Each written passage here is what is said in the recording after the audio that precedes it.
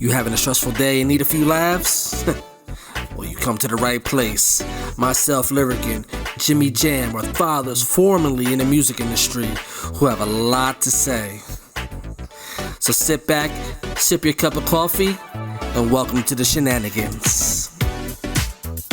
Welcome to the Coffee Break Podcast.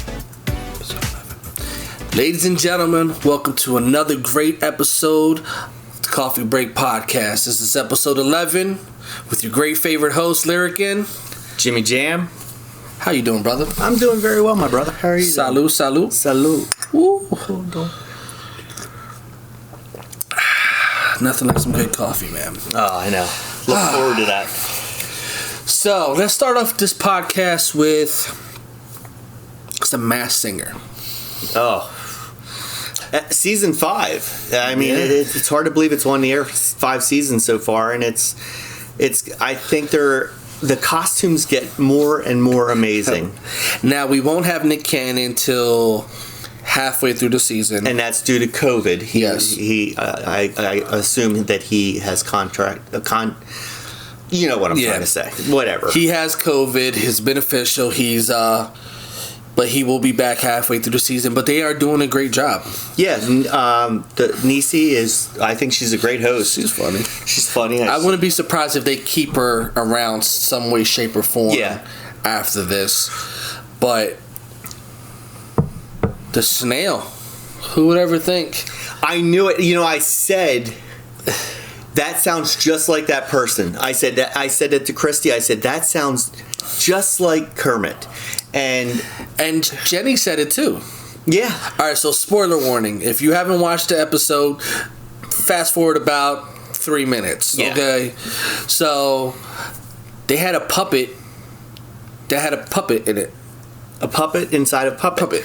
And it ended up being now that's the new voice of That Kermit is the the new Frog. voice of Kermit the Right. Frog. That's not the Jim Henson, of course, that we grew up on.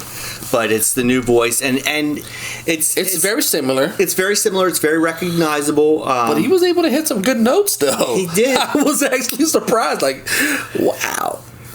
Now, I think that with the porcupine, what did he call himself? The Poketron or something like that. Whatever that half android, half porcupine looking thing is, I'm telling you, it's Tyrese. You think? I think it's Tyrese 100% from his cadence to just his swagger. How he moved out there. It looked like him in Baby Boy, the movie Baby Boy, just walking out there and just with a swag just coming out. But I haven't pinned down everybody else yet. I'm going with the Shell. I think I know who the Shell is. I'm saying it's Jodie Watley. I could see that. I thought the voice sounded very similar. Very powerful. Yeah, I'm thinking Jodie Watley. I could be wrong. They were going more newer Southern Belle, but I'm not feeling that. I'm thinking it's Jodie Watley. Now, the one thing in the Masked Singer world that I hear, a lot of people don't like that they have these random celebrities that really can sing a part of it. But I think that's actually the fun of it. That is the best part of it. You know, that they had Bradshaw on there. They had Bow Wow actually did very good the 1 year.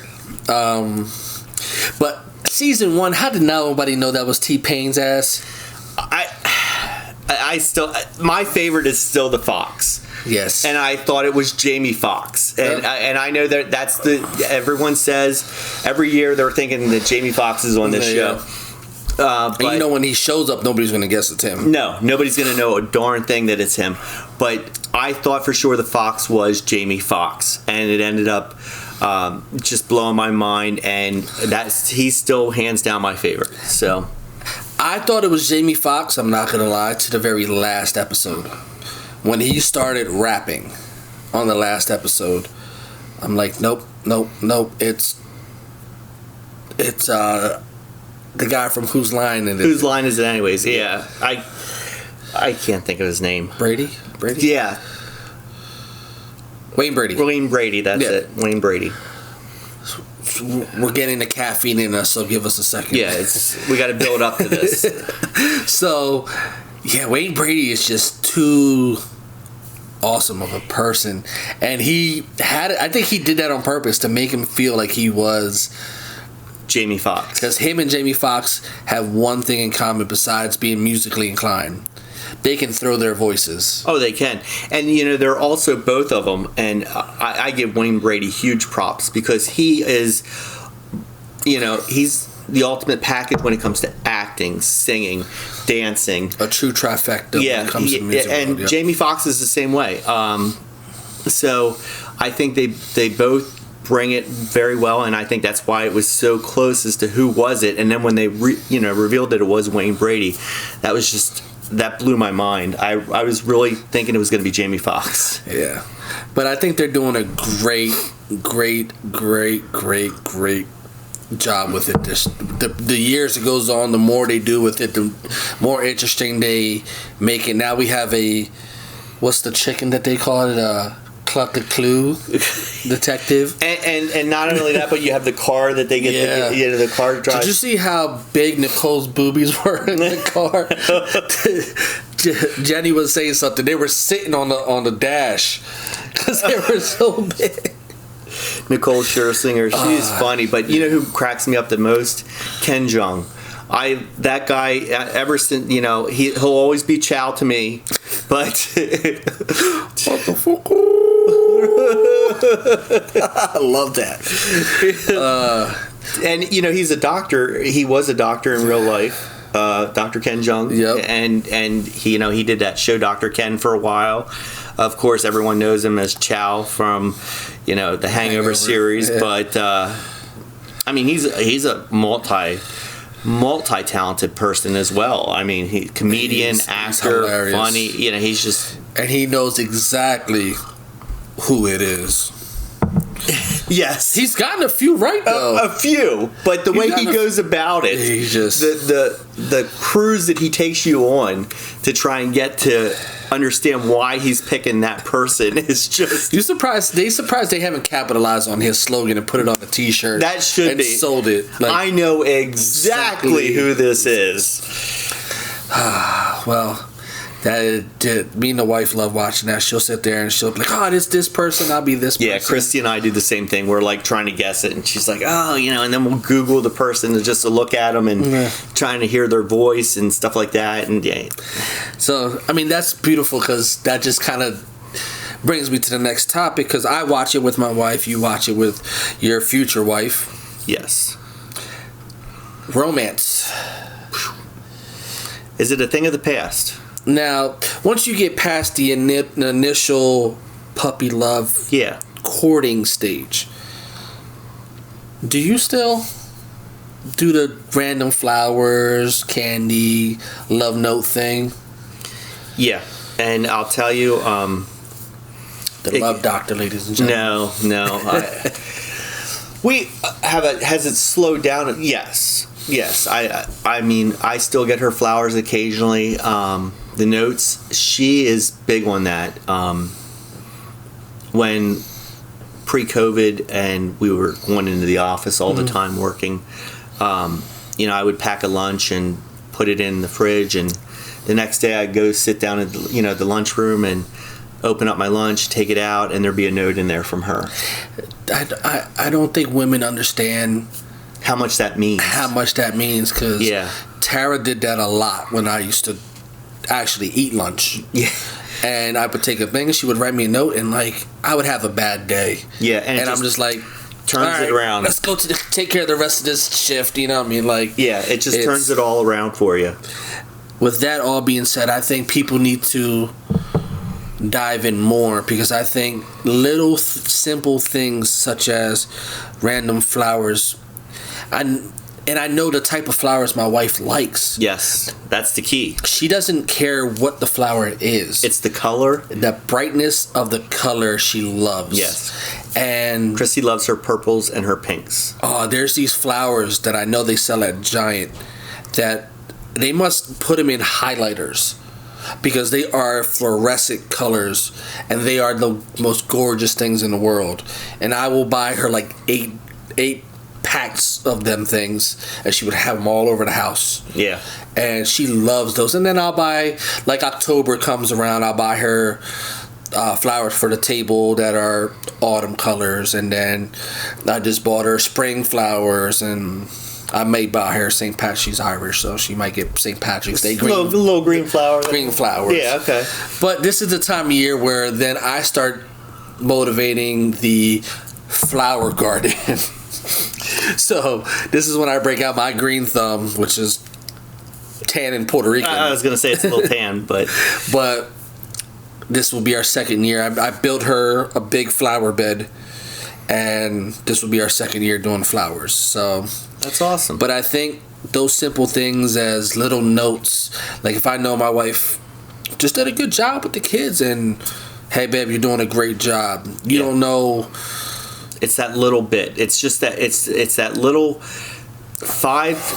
the thing that takes you 5 minutes to write out and just say, even 3 sentences, whatever, can change your partner's day for the best. And I looked forward every day to that note, and it just.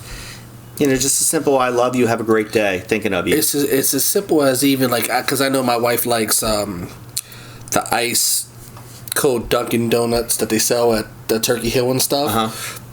I'll buy her, hey babe, just so you know, there's iced coffee in there. Even something like that makes her, wow, he remembered. Yeah. Yeah, I mean, it's just, I think that's what makes relationships longevity just be that much more amazing in journeys. It was a rough 10 years, but these past 3-4 years where we decided to stop worrying about the world and just invest in yourself, invest in ourselves, make each other happy with just simple things. My mom and dad are funny because they're married 52 years. April 12th, I believe, will be 52 years, and my mom jokes around that my dad would bring her flowers and then she would get the bill in the mail. but this 1 year, I'm gonna try that. This 1 year, my dad gets her a bouquet of flowers, and he writes this romantic. He's a diehard romance. He loves. My mom is his world, and he writes, "I will, love you to the last flower drops," or something. Mm-hmm. "I'll love you till the last flower drops," or something like that. And he had a rose dipped in gold in the center of it, so the rose will never die. So it'll be endless love. Well, my mom didn't see the dipped rose, and she goes, "Jim, these will be dead in a week."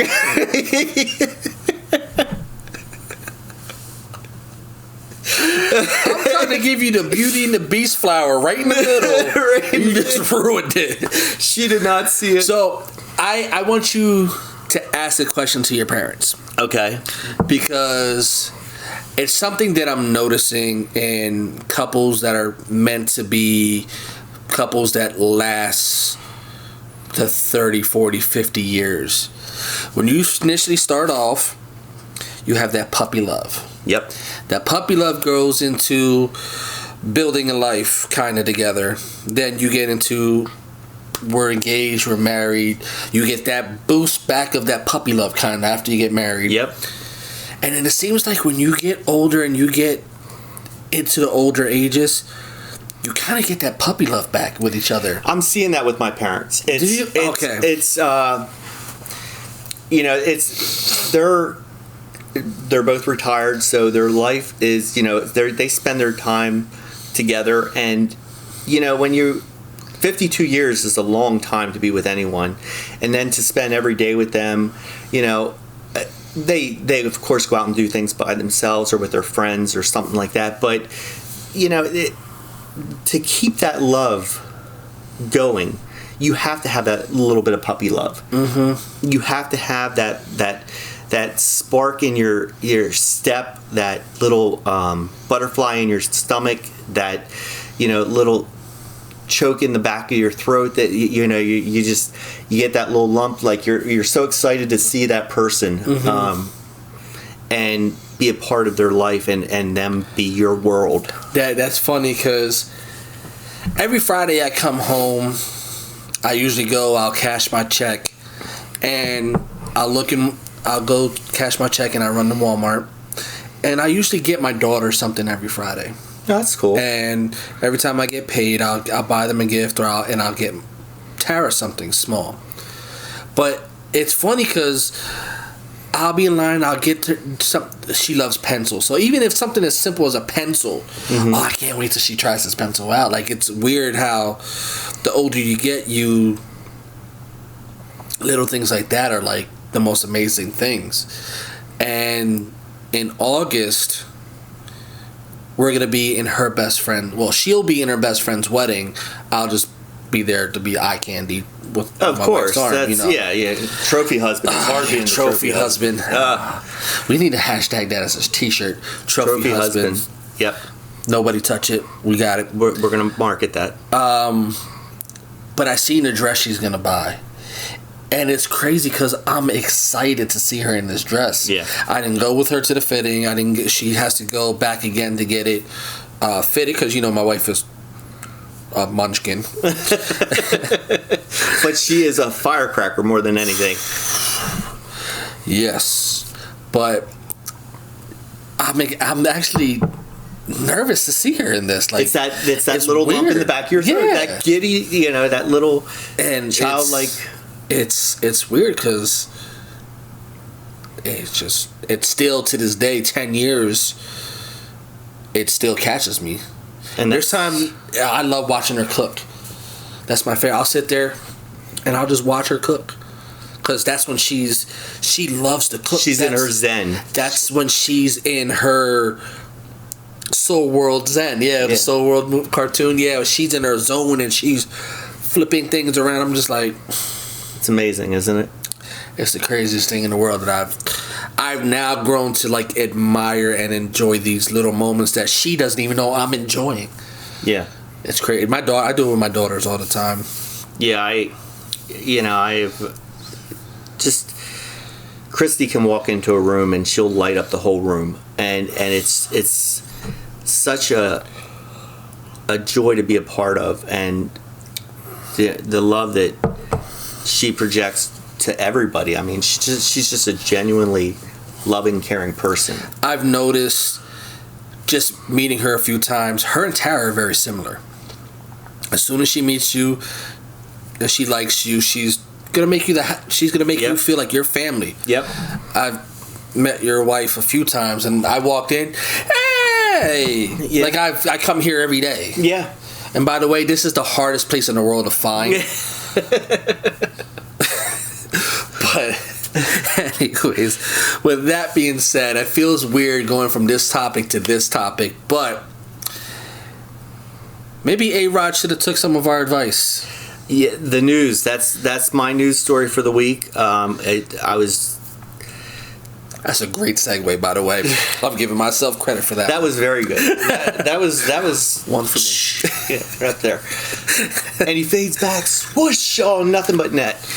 Now, what happened? I don't understand, because I thought they were going strong. J-Lo and A-Rod, they were like power couple for the last couple of years.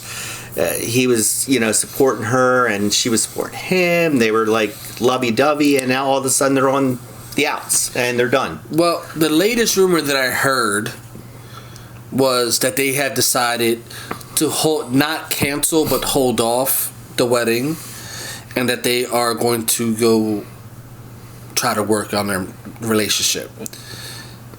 But J-Lo seems to be the ring collector. This might be the first time she's been with somebody and they haven't been in the spotlight as much. Yes. And I thought she was on a good path. Like, you didn't hear nothing. Like, when she was with Mark Anthony or Diddy or any one of her 67 husbands, you heard about it all the time. Instead of Jenny from the block, Jenny round the block. Jenny round the block. She was definitely not the Lord of the Rings. She was the Queen of the Rings. If she would get one more ring, she'd be a dynasty. She would have as many rings as. Would it be MJ? Would she really? Yeah. Yeah. Wow. Wow. Wow. But in all seriousness, I hope if it's true love, they find a way. Yeah. Because every relationship hits a path, and we've all been there. We all have. And yeah, if you guys come out of that, it makes you stronger. It really does. I mean, it's not about the good days all the time. It's about when you're down in those trenches and you know that they have your back. And sometimes in those trenches, things get misconstrued. There's, feelings get hurt, and I reference this, and I tell my son Jimmy this all the time. My most favorite line from any movie and any saying is Rocky Balboa. It's not about how hard you get hit. It's about how hard you get hit and how fast you get back up. That's what winners do. That was a good saying. I thought you were going to go Notebook and said, if I'm a bird, you're a bird. No. I did like the Notebook, but no. No, but that is a good speech. I actually used that on the intro to one of my songs back in the day. Did you really? Yeah, it's a really good speech. It's not all sunshines and rainbows. But this is how I see it. Rainy days make the sunny days more worth it. It does. So. And when you come out of that rain, and when you're in the middle of the storm, it's tough. But when the sun reemerges, just like we are emerging into spring now, and everything's blossoming, and the scents are back, and the beauty and daylight, I think that's what makes the relationships worth it. When you do have the rough days, you appreciate the ones that are sunny. Well, to continue with the topic of romance and love, this guy I'm going to talk about loved football.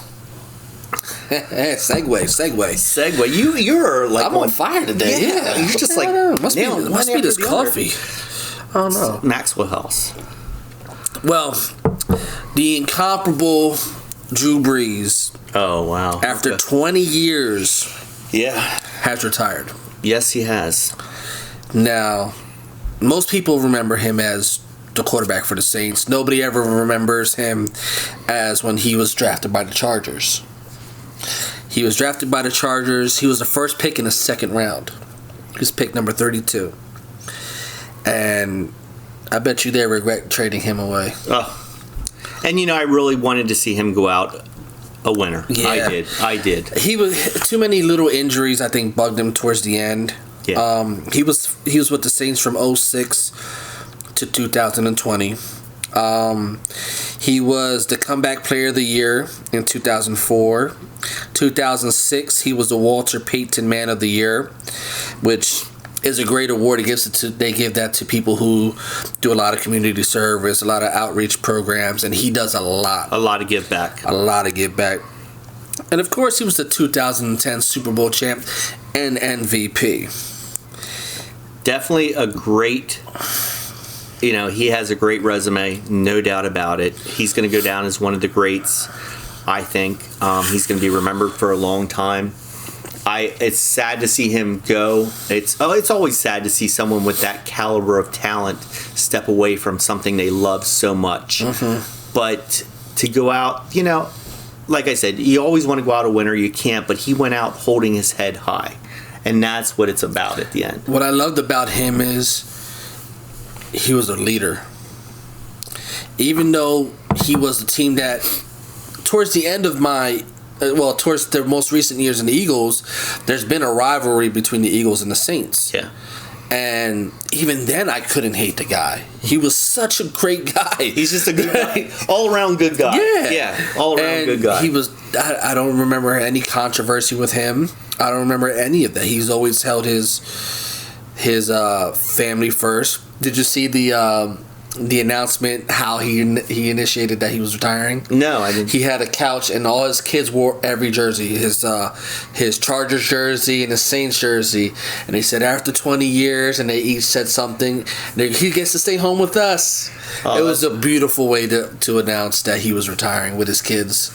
What a way to go out. I mean, that's sad. Like I said, sad to see it, but it's the end of an era for football, and another talented person hanging it up. But thank you for the years that he provided us the entertainment that he did. I mean, now my thing is, and my question to you is, do you think Drew Brees is done with the business of football? No, I think he'll come back as a commentator. I see him commentating.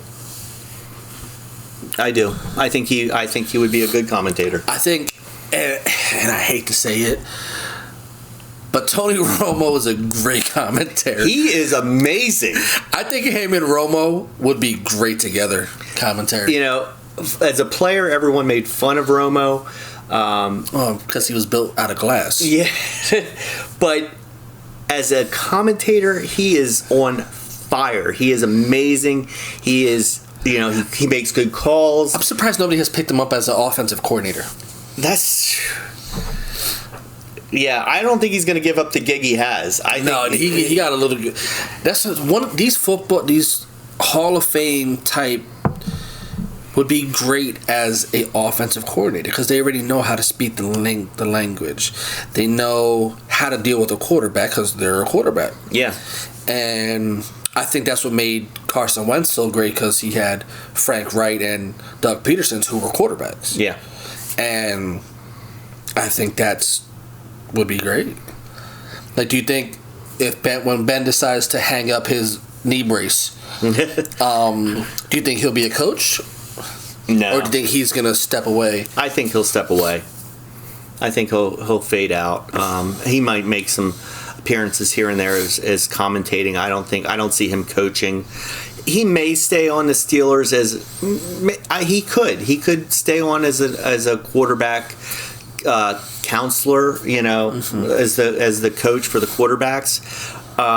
He's very close with the Rooneys, so I could see him maybe in some development. I think that's kind of where I think he would go, because Brian Dawkins does outreach.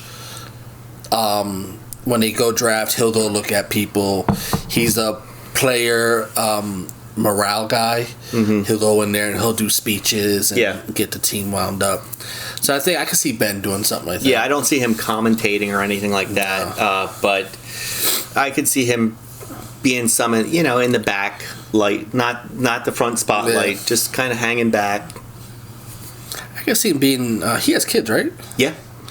I can see him being a high school coach, possibly. Pull the Josh McCown thing and coach. But so, we talked about it the last pod. Have you seen Will Ferrell and Ben together? No, I still don't see it. I do not see it. Did you see the video that I put up with them? I did see the video. They look exactly alike. What do you guys think?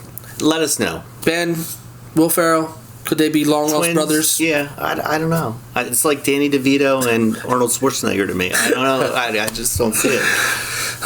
So, last week we talked about Sons of Anarchy. Is there anything else you are watching right now that got you a little titillated? Well, I've touched on this show briefly about 4 episodes ago, The Handmaid's Tale. It's on Hulu. Okay. 3 seasons. I believe the 4th one's coming out here in April.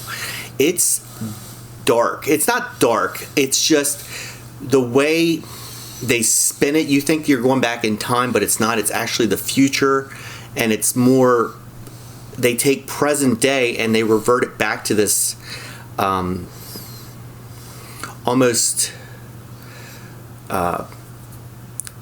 I don't want to say Mennonite. I don't want to say Amish. It's just it's not that the way they dress, is very solemn. They're very subdued. Okay. I see where you're heading. Yeah. You see what I'm saying? Yeah. But it's the show is mind blowing, and you have to really sit, watch it, and take it all in. And if you can get through the first 3 or 4 episodes, you're going to be hooked. So it's The Handmaid's Tale. It's on Hulu. 3 seasons are out now. 4th season's coming out, I believe, in middle of April, and it's my pick of the week. I tell you what, I can't wait till Cobra Kai comes back. Season 4 is supposed to be the end of the year. Yeah, they already. I've been watching. They've been filming. Terry Silver's going to make an appearance. Yes. Mike Barnes is going to make an appearance, and apparently Julie's going to make an appearance. Yeah, it's heavy, and it's picking up steam that she's going to be the mother of what's her name. Yeah. And it's supposed to take a Tori. Yeah, Tori. So we'll see how that all entails, because we definitely miss talking about Cobra Kai, yo. Yeah, I love Cobra Kai. And in fact, it was amazing because if you go back to, I believe it was season 2 when Tori was taking care, or maybe it was season 3, she was taking care of her mother, and they pan into her brother taking food into the mother, who's apparently bedridden. I'm trying to figure out if that is Julie. How are they bringing her into this, and why was she bedridden? Did she get, did something happen with her, Miyagi? Was she injured? I don't know. She's the $1 million baby anyway, so. Oh, yeah. Well, she bit her own tongue off, so she might not be able to speak. Yeah. But it'd be interesting to see how they're going to tie that in. They have to tie it in. It makes me wonder if Daniel knew about her.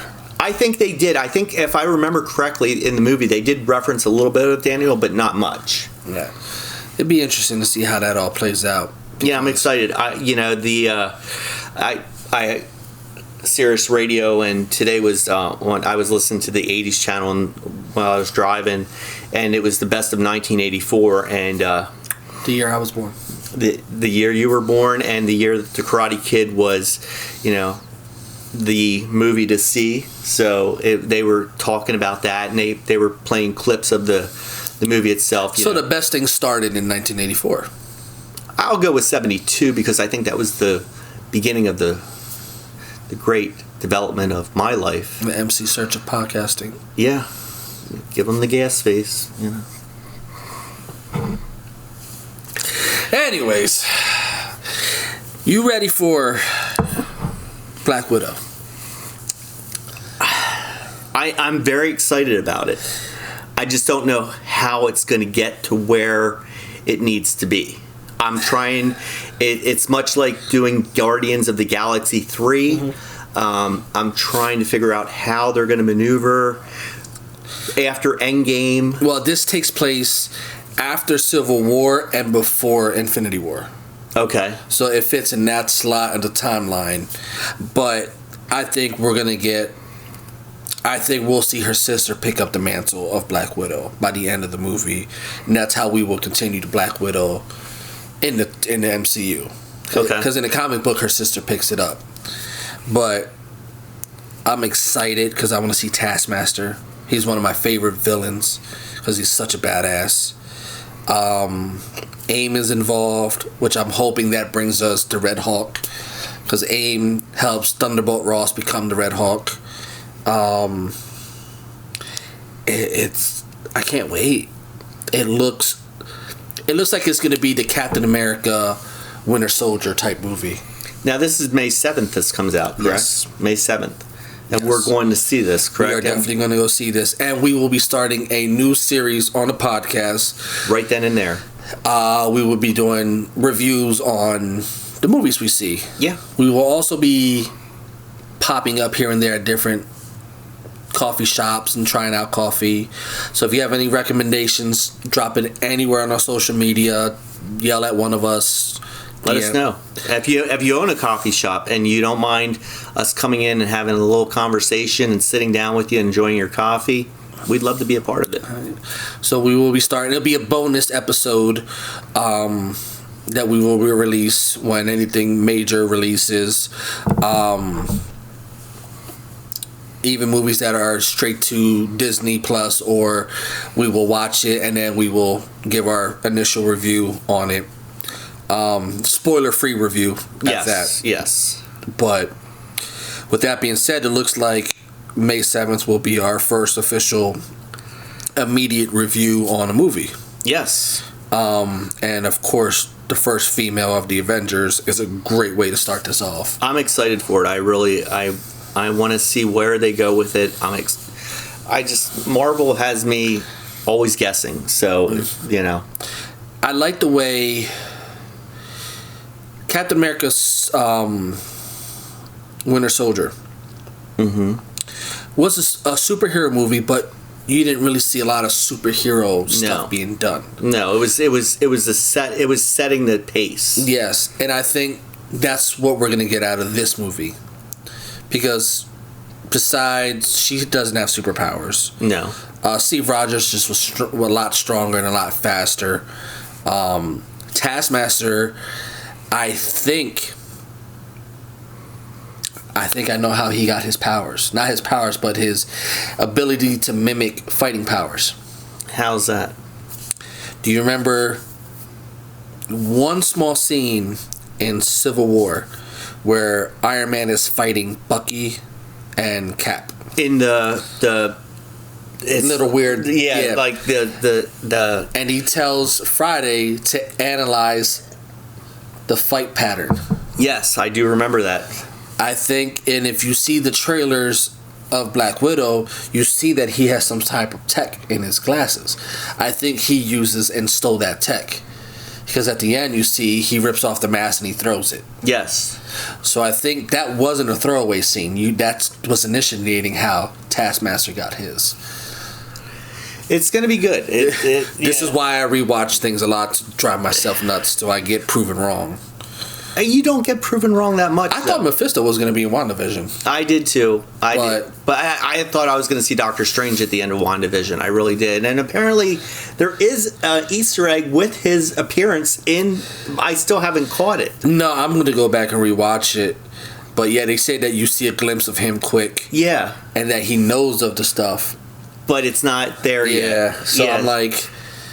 All right, and I just wondering, we got to wait so long to find out the rest of what happens in the storyline. But we got Falcon and the Winter Soldier to... Yeah, and I think the first, from what I understand, it's 6 episodes that are 55 minutes long each. And the first one is a homage to Captain. Yes.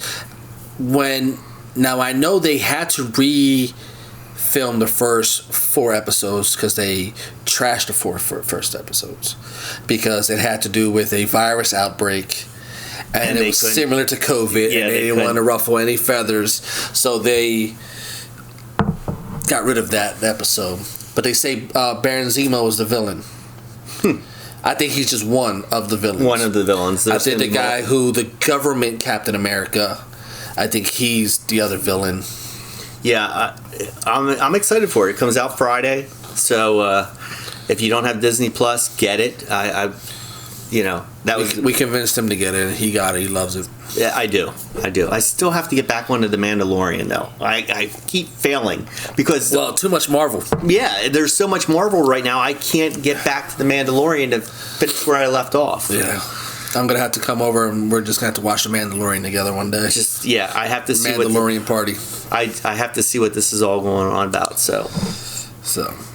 Well, takes us to the very end of another great episode, ladies and gentlemen. We want to thank you for tuning in every week. We love you guys. We thank you guys.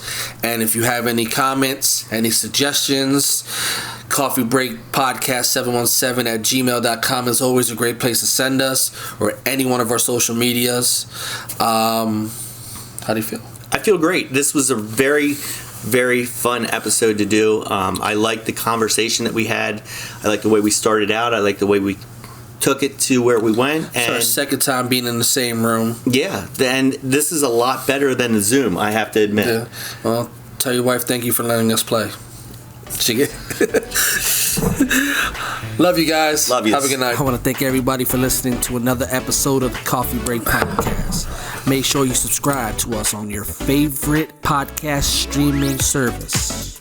And of course, follow us on all social media platforms. And like and subscribe to us on YouTube. Thanks for tuning in to the shenanigans. Thanks for tuning in to the Coffee Break Podcast.